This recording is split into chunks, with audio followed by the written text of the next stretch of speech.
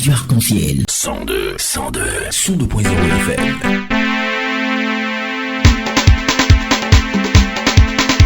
Les rendez-vous de Prince. Un homme, une histoire. La rubrique qui vous permet de découvrir des personnes qui, à partir de rien, ont su se faire une place au soleil. Amis auditeurs, amis auditrices, nous allons ensemble découvrir un homme et son histoire. Ce dernier est un journaliste émérite qui a fait les beaux jours de Radio Côte d'Ivoire, de Radio Nostalgie et Onussi FM. Et pendant plus de 30 ans, il a donné le plein de son talent. Il est devenu une icône dans le monde médiatique qui a su se démarquer des autres présentateurs du journal à travers son bonjour. Son nom est presque sur toutes les lèvres, si bien qu'on l'appelle Monsieur Bonjour. Cela fait quelques années qu'on ne l'entend plus sur les radios. Où est-il? Qu'est-ce qu'il devient? Nous sommes pressés de connaître son histoire. Amis auditeurs, amis auditrices, recevons ensemble Monsieur Thomas Makaya. Bonjour. Comment ça va, Monsieur Thomas Makaya? Ça va, Prince. Hein? Merci à la radio Arc-en-Ciel de me rendre visite. On m'a cherché, on m'a trouvé. Hein? J'étais pas caché. J'ai pris un peu de recul, juste après avoir pris ma retraite, hein, après que j'ai laissé tomber un tant soit peu le micro pour d'autres activités, mais cependant, au-delà donc de toute activité professionnelle de manière active, eh bien, je me consacre à bien d'autres choses. On va en parler tout à l'heure. D'accord, nous allons en parler. Mais bien avant cela, nous voulons connaître votre histoire. Mais commençons par l'histoire de votre parcours scolaire. Où avez-vous fréquenté depuis la classe de CP1 jusqu'à la terminale? Oui, mon histoire commence un tant soit peu au Congo. Hein. J'ai fait l'école primaire au Congo-Brazzaville, à Pointe-Noire, jusqu'à ma classe de 6e, 5e. Et c'est en 5e que ma sœur a décidé, mes parents ont décidé que je puisse me rendre en France. Je suis allé en France en 1969, septembre 69 précisément, en passant par l'Italie, pour aller faire mes études secondaires. Et j'ai été inscrit dans un établissement situé à 127 km de Paris, un lycée, Verneuil-sur-Avre. J'étais élève interne. J'en sortais que tous les 15 jours pour revenir à Paris, où je demeurais avec ma tante. Alors, les études secondaires m'ont entraîné à passer mon bac dans ce même établissement, au lycée de Verneuil-sur-Avre, à l'issue de quoi je me suis retrouvé à Paris à nouveau pour 2 années d'études de Sciences Po, tout en préparant mon concours d'entrée à l'Institut de formation de journalisme, de journaliste à Bordeaux. D'accord. Bien avant d'en arriver, nous allons retourner un tout petit peu. Dans les années 60 et 70, les instituteurs frappaient beaucoup les élèves à la chicotte. Est-ce que vous avez vécu cette période? Ah, bah oui, je ne vous cache pas, Mr. Prince, que je n'ai plus les stigmates, mais j'ai des souvenirs vivaces. C'est clair que les punitions, les sanctions physiques étaient de rigueur à ce moment-là. Et c'était peut-être aussi là, avec plus de recul, je m'aperçois que c'était véritablement une méthode aussi pour pour bien mettre au pas certaines têtes fêlées, parce que les élèves, il y en a qui sont sages et il y en a qui ne le sont pas. Mais de temps en temps, on recevait des coups, on nous mettait à genoux, on nous mettait les pieds allongés sur la table. Sur le mur également? Bon, je ne me rappelle plus trop des diverses pratiques, mais la chicotte, j'en ai reçu. Mais comme tout est rentré dans l'ordre rapidement, les instituteurs se sont aperçus que j'étais l'un des plus sages de ma classe, des différentes classes. Et puis, ma foi, je n'ai pas véritablement subi une furie des maîtres sur ma personne. D'accord. Et aujourd'hui, vous êtes arrivé en Côte d'Ivoire, si j'ai bonne mémoire, en 1981, avec un diplôme de journalisme issu de l'Institut de technologie dans les métiers de la communication de Bordeaux. C'est juste, hein? Oui, pouvons-nous savoir ce qui vous a motivé à faire ce métier, ce journalisme? Ah, c'est une longue histoire. On a combien d'heures sur le réseau Arc-en-Ciel pour développer tout ça? Moi, mon histoire de radio, c'est une vocation, c'est un don. Bon, d'autres le disent, mais moi-même, je m'aperçois aussi maintenant que c'est véritablement un don. Parce que rien ne me prédestinait à ce métier. Tout d'un coup, à l'âge de 9 ans, 10 ans, je passais mon temps à écouter la radio. À l'époque, il n'y avait qu'une seule grande radio, un grand poste dans le salon de mes parents. Eh bien, la nuit, j'attendais que tout le monde dorme pour pouvoir le prendre et le mettre dans ma chambre pour écouter des radios étrangères, mais avec des sons difficilement audibles, mais j'étais content d'écouter. Et c'est comme ça que m'est venue l'envie véritablement de pratiquer ce métier. Et quand je suis arrivé en France, là c'était la totale, parce que j'ai écouté toutes les radios, je passais mon temps à écouter les radios. À l'internat, pareil.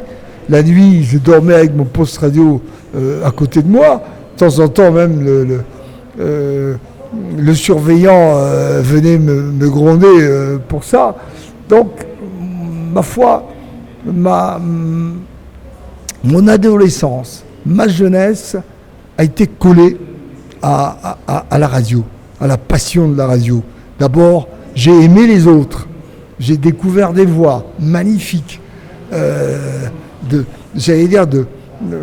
pas de par le monde, parce que j'étais en France, mais à travers la multitude de radios et de télévisions, chacun avec son style, chacun avec son genre. Mais il y en a un qui m'a bluffé, quoi, qui m'a plu. J'ai kiffé sur son timbre de voix, et je passais mon temps à l'écouter. C'est Yves Mourousi. Yves Mourousi, célèbre grand journaliste de radio d'abord, avant qu'il ne fasse la télévision. Il a flambé, il a battu tous les records d'écoute, et c'est de lui que je dois le fameux bonjour. C'est ce même bonjour qui vous suit jusqu'aujourd'hui, qui a fait votre renommée sur la radio nationale? Oui, c'est le même bonjour, oui, tout à fait. En tout cas, la même vivacité de bonjour. Et ce monsieur intervenait dans le journal de 13h sur Interactualité Magazine. C'était sur France Inter, donc en France. Et tous les jours, je l'écoutais quand je pouvais, à l'internat ou à la maison. Et quand il réalisait des émissions spéciales, je me permettais d'aller prendre mon invitation en semaine à Radio France, afin de revenir fin de la semaine, parce que les éditions spéciales se faisaient les samedis, un samedi sur deux, un samedi par mois. Donc j'allais. Et à l'époque, les années 70, j'étais, et je peux le dire, parce que je regardais autour de moi, il n'y avait pas de Noirs, il n'y avait pas d'Africains. Monsieur le Prince, je peux dire que j'étais l'un des rares Africains, et ça peut se vérifier, qui m'intéressait à ces émissions de cet homme légendaire qui a marqué le paysage audiovisuel français, parce que après la radio, il est allé à la télévision, là aussi pour présenter les journaux de 13h. C'était sur TF1 TF1, Yves Mourouzi, le journal de 13h, mais on courait pour aller le regarder parce qu'il était imprévisible. On ne savait pas d'où est-ce qu'il allait faire son journal. Tantôt en studio, tantôt sur un site, il y a un événement, il y va, il y a un événement qui se passe dans un autre pays, il y va, il y a des rendez-vous cruciaux avec des chefs d'État, il les prend dans ses journaux. Il s'est rendu à Moscou, il a fait des directs à New York. Lorsque l'avion Concorde avait été inauguré, eh bien, ce monsieur a fait des éditions spéciales à bord du Concombre, qui est même venu jusqu'à Abidjan. C'est pour vous dire, c'était un homme exceptionnel. J'en ai tiré beaucoup d'enseignements. Et finalement, l'histoire a voulu, le destin a voulu que je vienne à le rencontrer, mais à Abidjan. Ah d'accord, donc vous êtes rencontrés finalement. Ah oui. On n'aime pas quelqu'un par hasard. Quand on aime quelqu'un, la passion et l'envie de le croiser a fait que Dieu m'a permis de le croiser un jour. Par hasard, j'étais à Radio Côte d'Ivoire, j'apprends, c'était un dimanche, j'apprends que Mourouzi serait là pour interviewer le président Feu Houphouët-Boigny. C'était la dernière interview en direct sur TF1, le journal de 13h. Lui, il aimait les directs, il n'aimait pas les différés, c'est direct ou pas. Donc à chaque fois, ses invités s'arrangeaient pour être conformes à ses désirs, quelque part. Donc, c'est une anecdote, ça mérite d'être su de vos auditeurs et téléspectateurs de radio et Arc-en-Ciel et TV web Arc-en-Ciel. Alors, je me rends à la radio, c'était un dimanche, il n'y avait pas de reporter, le reportage n'était pas prévu, et j'apprends donc que Mourouzi était là. J'appelle l'Ivoire, parce qu'il n'y avait que l'Ivoire qui pouvait le recevoir, le Sofitel actuel. J'appelle, on me dit que Yves Mourouzi est là avec son équipe. J'ai dit, passez-le-moi, qui êtes-vous? Je me présente, on me le donne. Je cause avec lui. Au début, il était dubitatif, et puis il me demande, vous aurez combien de temps pour venir vers moi? Parce que là, je dois dîner avec le ministre Laurent Donafologo, de l'époque, ministre de l'Information, et je vous donne une demi-heure pour me retrouver. Bah, tu penses, c'est des chances comme ça, c'est une fois dans la vie. Oui, une seule fois dans la vie, il faut en profiter. Tout à fait. Donc je fouille sur moi, je me retrouve avec un 3500 ou 4000, je ne me souviens plus, je dis, j'ai de quoi prendre un taxi négocié pour aller jusqu'à lui. Je vais à la radio, je prends un Agra, un magnétophone de l'époque, et je cours à l'Ivoire, je le rencontre avec son épouse et son équipe dans le hall de l'Ivoire. Je vais avec mon cahier, parce que j'ai un cahier illustré des souvenirs de photos de lui, etc. Donc je lui ai montré et il a vu la dimension de l'affection que je lui portais. Et qu'est-ce qu'il a dit quand il a vu ces images? Ah, il a été ébloui. Et bon, pour lui, il pensait pas, il était loin de se douter qu'il y avait un Africain étudiant à l'époque. Mais non, non. Un Africain journaliste comme lui, parce que je venais de commencer sur Radio Côte d'Ivoire. Donc, il en était émerveillé et ému, c'est clair. Et je l'ai interviewé, j'ai couru à la radio, j'ai fait le montage, je suis resté jusqu'à minuit, et c'était la programmation de cette interview inédite a eu lieu le matin.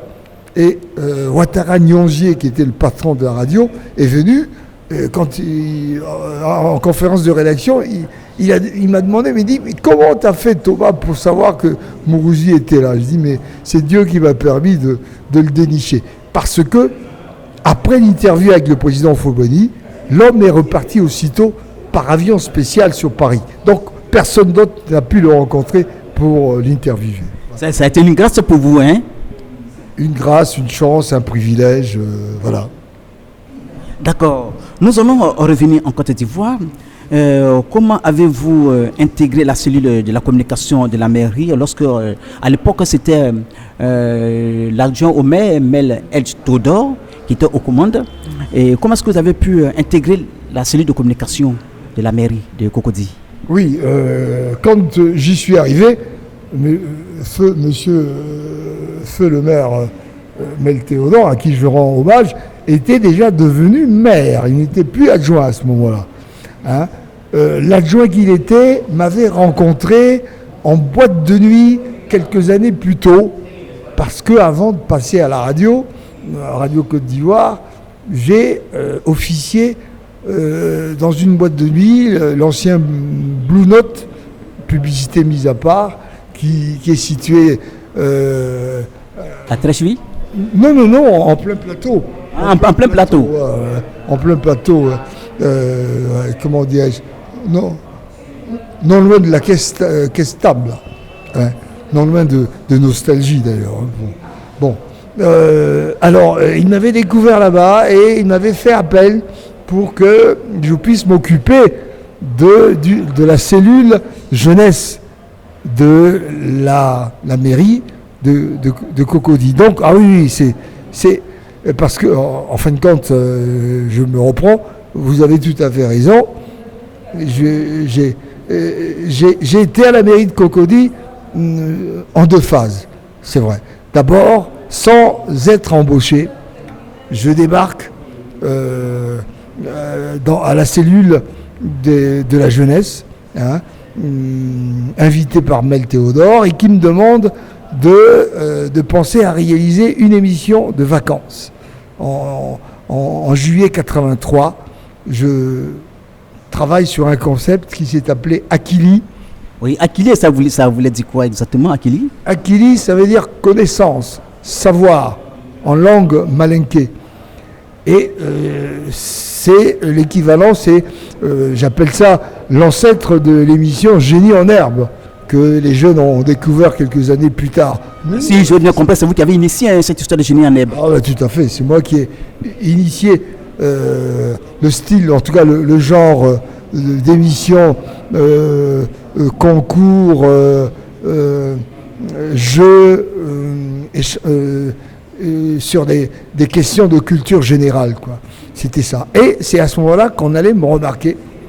Hein, et le ministère de l'Information allait m'appeler pour me dire, écoutez, nous avons besoin de quelqu'un à la radio. C'était M. Amadou Thiam? C'était M. Amadou Thiam, Feu Amadou Thiam, le père des Thiam que nous connaissons, Tidjane et puis Augustin. D'accord. Ok, nous allons continuer. Et est-ce que nous pouvons dire que vous avez fait des émissions, des vacances, des activités à Akili? Est-ce que c'est ce qui vous a, on peut dire, vous a permis d'intégrer la RTI? Ah ben oui, je pense que ça a été un déclencheur, oui, manifestement.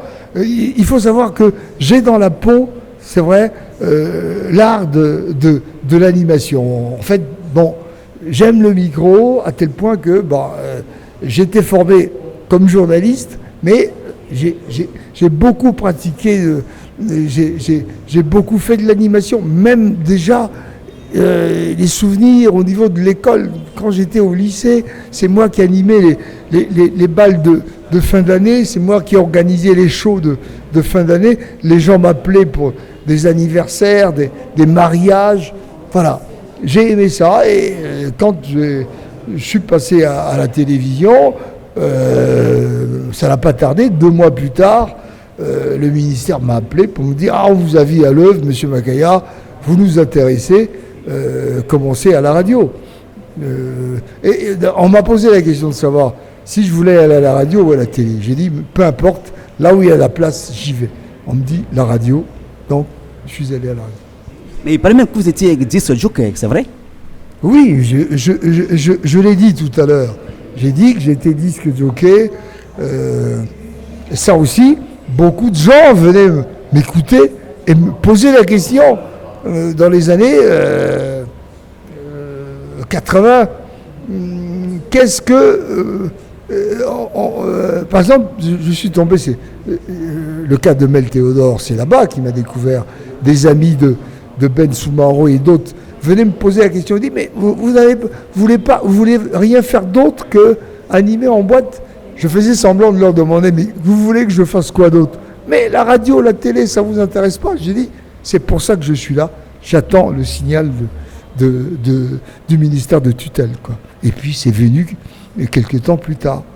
Donc la patience a payé. La patience a payé. Et également, il paraît qu'il y avait Biram Diawara avec qui vous avez animé dans les boîtes de nuit. Biram Diawara, excellent animateur, s'occupait des jeunes. Il animait dans une boîte qui s'appelle l'Oxygène, qui est devenue le Life, je crois.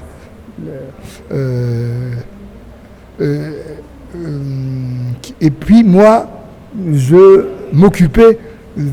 me chargeais des jeunes, des VIP au Colombo, parce qu'il n'y avait que des gens d'un certain milieu qui venaient, qui fréquentaient cette boîte-là. Donc l'un avait les jeunes, l'autre avait des moins jeunes, des plus vieux, des plus âgés. Et voilà. Et on peut dire que nous constituons la première vraiment vague des animateurs en tant que tels. On a été disque jockey, mais on a été les premiers à prendre le micro et à parler aux gens, à faire pas trop d'atalakou, mais à faire de l'animation. Parce que jusque-là, il n'y avait que des gens qui venaient, des disques jockeys certes, mais qui plaçaient les disques, quoi, sans pour autant parler, parce que les gens n'étaient pas habitués, ils n'aimaient pas qu'on les importune. Mais on avait apporté un style un peu nouveau, attrayant, captivant, et bien évidemment, les gens ont raffolé et ils nous ont adoptés tout de suite. Quand vous avez animé sur Radio Côte d'Ivoire, enfin vous avez fait au moins 30 ans sur plusieurs radios, Radio Côte d'Ivoire, Nostalgie, ensuite sur Onissi FM. À travers votre bonjour, est-ce que vos collègues, certains de vos collègues se plaignaient ou bien ils n'avaient pas de plainte par rapport au bonjour? Oui, bon, avant de revenir, je ne sais pas si vous avez prévu une question sur mon passage par la suite à la mairie de Cocody. Je suis venu appelé cette fois par le maire, Mel Théodore, devenu maire,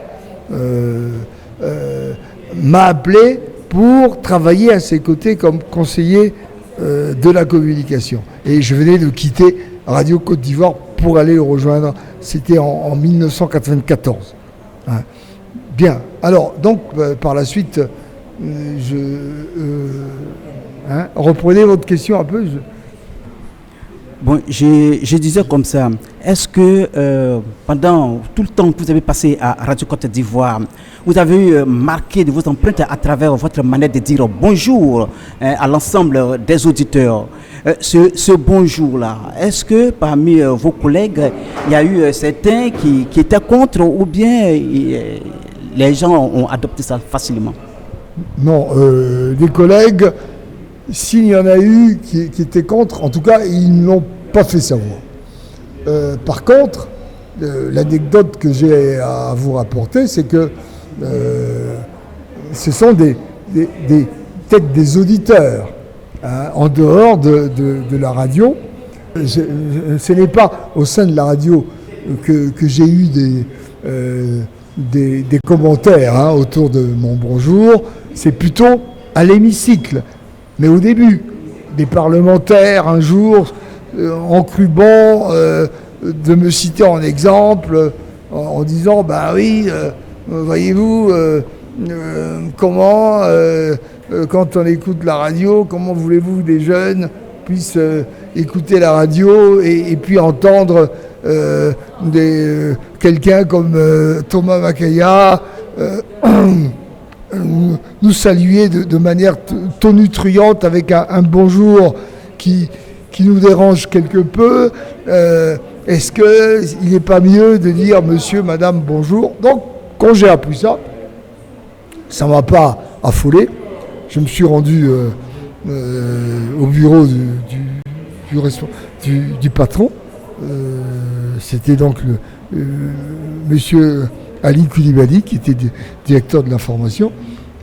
J'ai dit, mais voilà ce que les gens disent du bonjour. Est-ce qu'il dit, non, Thomas, c'est pas un problème, c'est ta marque de fabrique, il faut continuer, c'est bon, les auditeurs aiment ça, mais ils vont finir par t'adopter. Et puis, effectivement, les gens ont fini par adopter, ils ont fini par m'en demander un peu plus tous les jours, voilà. C'est parce que l'hémicycle n'était pas habitué au bonjour et finalement, ça a pris goût. Tout le monde a commencé à apprécier. On n'était pas habitué parce que je sortais un peu des sentiers battus. C'est clair que la tendance, c'était toujours la formule monsieur, madame, messieurs, mesdames, mesdemoiselles, messieurs, bonjour. Bon, ok, j'ai trouvé que c'était lent, c'était harassant. Et puis, je voulais aussi rendre hommage un peu à mon ami Mourouzi. Voilà, j'ai dit, non, je vais imposer. Et c'est comme ça. En tout cas, nous avons connu cette époque et ça nous a vraiment marqué. Du coup, M. Gotoma, vous étiez sur Radio Côte d'Ivoire, vous avez officié, et ensuite, vous êtes retrouvé sur Radio Nostalgie, et enfin, c'était sur Onissi FM. Qu'est-ce qui vous a motivé à quitter Radio Côte d'Ivoire? Radio Côte d'Ivoire, c'est comme je l'ai dit, elle reste d'ailleurs ma maison. Elle m'a formé, des grands journalistes de là-bas, qui étaient des patrons à moi, m'ont encadré, les auditeurs m'ont apprécié, et ça continue d'ailleurs de temps en temps. Ça n'arrête pas sur les réseaux sociaux, dans la rue, à m'interpeller, à me rappeler aux bons vieux souvenirs de mon fameux bonjour. Donc, qu'est-ce qui a fait que j'ai changé à chaque fois? D'abord, besoin de nouveautés, besoin d'accumuler des expériences. Et la première expérience pour moi, ça a été aussi de lâcher le micro un temps soit peu, 9 ans après l'avoir pris sur Radio Côte d'Ivoire. J'ai été approché je le disais, par monsieur Mel Théodore, à la radio, à la mairie de Cocody, et qui m'a proposé un peu plus aussi. Sur le plan salarial, vous voulez dire? Oui, tout à fait. Donc, quand c'est comme ça, j'ai réfléchi, Mel était devenu un ami, et j'ai pas hésité, j'ai dit, je tente une expérience aussi de communication institutionnelle, communication communale. J'y suis allé pendant 2 ans, et ensuite, Ahmed Bakayoko et Yves Zogbo m'ont approché à leur tour pour me dire, Thomas, tu es fait pour la radio, il faut venir, on tente une nouvelle expérience privée, Nostalgie, il faut que tu t'occupes de la rédaction en chef. Je lui dis, c'est un challenge aussi. Et puis tout de suite, ma passion de la radio m'est revenue, la passion du micro. La proposition était bonne, j'ai dit je saute dessus. Voilà, je me retrouve à Nostalgie. Nostalgie, 7 ans plus tard, a eu des problèmes, eu un peu à la crise qu'on a connue. Les locaux avaient été cassés par les militaires de l'époque. On s'est retrouvé au chômage. J'ai voulu qu'on me règle mes droits pour voir ailleurs. Et puis, par contre, j'ai attendu, j'ai galéré pendant 1 an avant d'aller à Onussi FM. Il se trouve que en 30 années de carrière, j'ai cumulé 3 expériences différentes. Service public, service privé et service institutionnel. La boucle était bouclée. La boucle était bouclée. Et aujourd'hui, M. Ahmed Bakaliko, qui était le directeur de Radio Nostalgie, je crois que je ne me trompe pas, il était directeur de Radio Nostalgie, aujourd'hui il est devenu ministre. Alors quels sont vos rapports actuels? On a conservé des bons rapports. L'homme est devenu personnalité importante du pays, incontournable. Il est clair qu'il n'a plus le temps, comme avant, de répondre toujours à nos sollicitations, c'est clair, mais quand il le peut, ou c'est lui-même, ou c'est un collaborateur à lui qui me revient. Et je me souviens qu'il m'a soutenu il n'y a pas trop longtemps encore, quand j'avais été malade, il m'a apporté un soutien. Et je tiens effectivement à lui rendre hommage à lui, autant que je rendrai aussi hommage à l'ancien président du Conseil économique et social qui nous a quittés, feu Charles Kofi-Dibi. Bon, sinon, les rapports sont cordiaux. Voilà, il n'y a pas de problème entre monsieur le ministre d'État et Thomas Makaya. D'accord. Vous avez écrit une œuvre intitulée Bonjour des légendes. Vous pouvez nous en parler? Oui, un bonjour de légende. Voilà, effectivement, c'est bon d'en parler maintenant parce que ça, c'est une compilation pratiquement de tout ce que je viens de développer là. C'est de A à Z. J'ai parlé de ma vie parce que c'est un livre autobiographique où je retrace 30 années d'activité professionnelle en évoquant aussi des anecdotes hors micro. Parce que là, on a parlé de mon côté journalistique, mais il ne faut pas oublier que je fus aussi, ou je suis encore plus ou moins promoteur d'événements, concepteur événementiel. C'est moi qui ai fait la première édition, là les gens ne s'en souviennent peut-être pas, et certains ne le savent pas, Miss Abidjan 1984. C'est moi qui en suis le promoteur, concepteur. Ça s'est passé au palais, pas au palais de la culture, mais au palais des sports de l'époque. Il n'y avait pas encore palais de la culture. Et c'est par la suite que Monsieur Ben Soumaoro, directeur de la télévision, a cru bon prendre la chose en main pour en faire Miss Côte d'Ivoire. Mais nous, on avait voulu d'abord aller crescendo avec Miss Abidjan. Et entre autres choses, j'ai fait connaître des artistes comme Koffi Olomide, ici, ah oui, ses premières chansons, les rumbas très langoureux de Koffi, les gens ne connaissaient pas trop bien. J'allais avec des amis de boîte en boîte, je faisais distribuer ces disques à Radio Côte d'Ivoire. Des amis comme EKF, Jacques Billet jouaient constamment sa musique, et petit à petit, et par la suite, d'autres animateurs s'en sont emparés, Yves Zogbo, Consti Eka et tout ça, mais j'étais parmi ceux qui ont... Il y a Koffi Olomide, il y a je cite aussi, comment dirais-je, Emenea Jokester, je cite Tchalamouana qui vivait ici, je cite Antoinette Alani aussi, j'ai fait des spectacles avec Baïs Pinto à Mans, c'était son premier spectacle à l'époque. Bref, j'ai beaucoup tourné dans la musique, dans le showbiz aussi. Vous êtes slameur également. Ah, j'oubliais, tu vois. Ah, mais finalement, tu connais tout de moi, hein, c'est pas la peine que je parle. Alors. Eh oui, j'aime l'écriture de slam. Et là, j'écris beaucoup j'allais dire des chansons qui sont dans le tiroir. J'en ai produit une chanson, L'hôpital et ma maison, qui est sur YouTube pour les gens qui voudraient un jour le voir. Le clip est passé à plusieurs reprises à la télévision.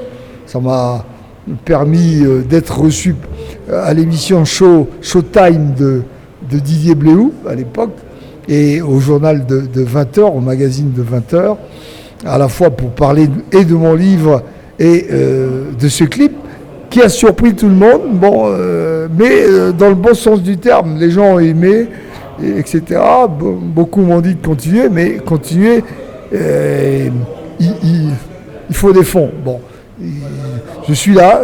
Si jamais vous avez dans votre entourage un promoteur de musique, un producteur qui pourrait s'intéresser au slam du troisième âge comme nous, il n'y a pas de souci. Mais je reste jeune dans l'esprit, hein, donc c'est pour ça que je m'adapte assez facilement. Et aujourd'hui, vous êtes à la retraite, mais vous n'avez pas les bras croisés, n'est-ce pas? Vous êtes devenu aujourd'hui un défenseur de la nature. Vous pouvez nous en parler? Oui, défenseur de la nature, il y a de quoi. Parce que tout le monde est concerné par l'environnement. Et je m'étonne encore de voir des gens qui me disent « Ah oui, mais tu vas parler de quoi? Ton forum, ça va porter sur quoi? Mais qu'est-ce qu'il y a à dire sur l'environnement ?» Mais il y a beaucoup à dire sur l'environnement. Tout commence par l'environnement, la nature, et tout finit par l'environnement. Eh bien, comme tout le monde, j'allais dire, nous sortons dans la rue, nous voyageons, nous admirons la beauté de la nature, mais peu s'interrogent sur le devenir de cette nature.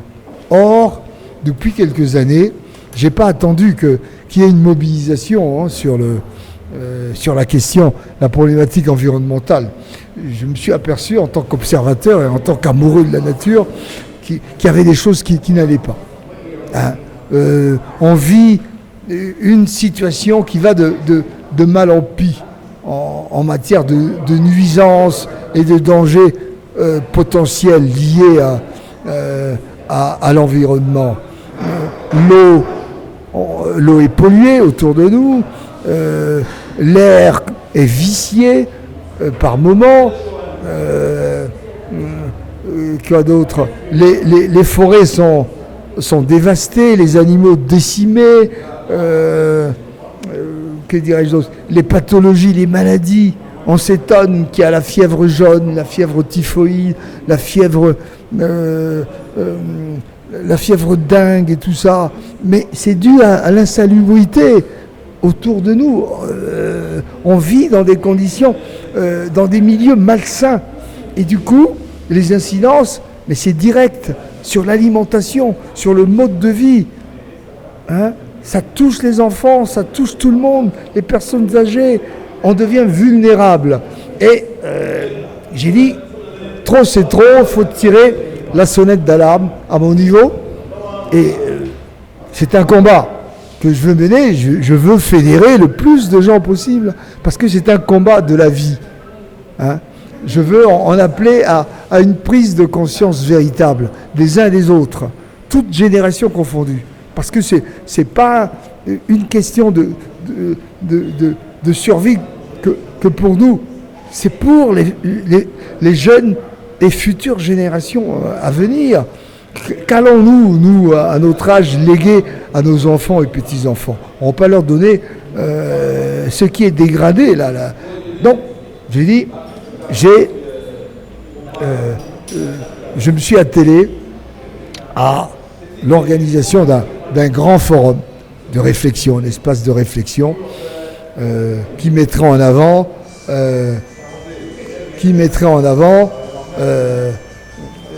des thématiques environnementales. Hein. On va s'appesantir sur 5 fléaux majeurs: la déforestation, la désertification, l'érosion, les inondations et la pollution. 5 fléaux majeurs qui menacent le monde entier. Et à commencer par notre continent, qui devient de moins en moins vert. Vous savez que notre pays, la Côte d'Ivoire, avait dans les années 60 16 millions d'hectares de forêt, réduits à 2 millions actuellement. Où allons-nous? Or, sans la forêt, il n'y a pas d'oxygène. Sans les arbres, il n'y a pas de vie. Il faut bien faire comprendre aux gens qu'il n'y a pas que l'ambiance, il n'y a pas que le coupé-décalé, il n'y a pas que... voilà. Il faut s'atteler à la préservation, à la protection de l'environnement. Ça doit commencer jeune, mais tout le monde est concerné. Donc, un grand forum qui s'intitule Top Green Action for Africa. C'est prévu pour juin prochain, finalement, les 11, 12 et 13 juin, à l'occasion de la journée internationale de l'environnement, qui suivra, que suivra la quinzaine nationale de l'environnement. Donc, on sera en pleine période propice dans la mouvance même thématique environnementale. Nous sommes pratiquement au thème de notre émission. Alors, M. Kotouma Makaya, est-ce que vous pouvez prodiguer des sages conseils à la jeunesse qui veut s'adonner au métier du journalisme? Ah, très bonne dernière question. C'est clair que d'abord, c'est un métier noble, hein. La communication d'une manière générale et le volet journalisme en particulier, c'est extraordinaire. Les jeunes ont plus de chance que nous. Nous, voyez-vous, par exemple, je prends un exemple. Hein. Vous êtes venus avec un matériel, mais extrêmement léger. Il y a 20 ans, on ne pouvait pas imaginer que vous veniez avec, je veux dire, un magnétophone sous forme de gros portables, comment ça? Numérique, on dirait? Oui, si vous voulez, voilà. Un matériel vraiment... des dernières générations sophistiquées?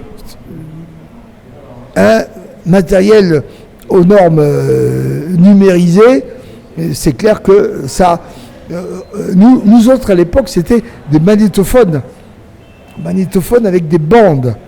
Et il fallait passer plus de temps pour le montage, etc. Donc, du coup, c'est déjà captivant, là, de savoir que les jeunes ont beaucoup de choses. Ont les réseaux sociaux, ont un matériel léger, aussi bien pour le son que pour l'image. Si je me réfère à ce que vous avez, vous avez un magnétophone numérique extrêmement léger. Et on ne pouvait pas s'imaginer, il y a 20 ans, avoir un matériel aussi léger. Nous, c'était du lourd, mais un magnétophone avec des bandes et tout ça. Et tout ça pour vous dire que la facilité, les techniques que vous offrent justement les technologies font que, pour moi, l'esprit des jeunes doit être plus disposé à produire du travail de qualité. Et le journalisme, ou la communication, la radio, la télévision, ça se rejoint tout ça, mais ça repose sur des paramètres bien précis, des qualités, des vertus bien précises, à savoir la patience, la passion, l'envie d'apprendre, l'envie de connaître, se cultiver constamment, ne pas avoir la grosse tête, lire, échanger, voyager, voilà, autant d'aptitudes à développer, et surtout l'engagement personnel, l'engagement et l'honnêteté. Sans l'honnêteté professionnelle, rien ne peut aller. Bien, donc c'est un bon métier, hein, qui est ouvert à tout le monde, mais il faut apprendre. La formation est à la base de tout. La formation et la passion. Voilà. Alors donc, je vous remercie beaucoup. Hein. Je dois dire que vous êtes l'une des radios, des rares radios à venir vers moi, à qui j'accorde une interview. C'est vrai que c'est aussi le temps que je m'accorde à rebondir, et ça va être effectivement le prémisse à un retour qui se veut graduel dans le temps. Merci beaucoup à l'équipe d'être venue me retrouver, et je dis bien de choses à vos auditeurs et téléspectateurs. À très bientôt sur Radio Arc-en-Ciel. Merci beaucoup. À l'instant, amis auditeurs, chers internautes de Arc-en-Ciel TV, nous étions avec cette icône du journalisme en la personne de M. Thomas Makaya, qui est connu à travers sa manière de présenter son bonjour. Nous avons été vraiment très ravis d'être avec lui. On se donne rendez-vous pour un autre numéro. Bye bye.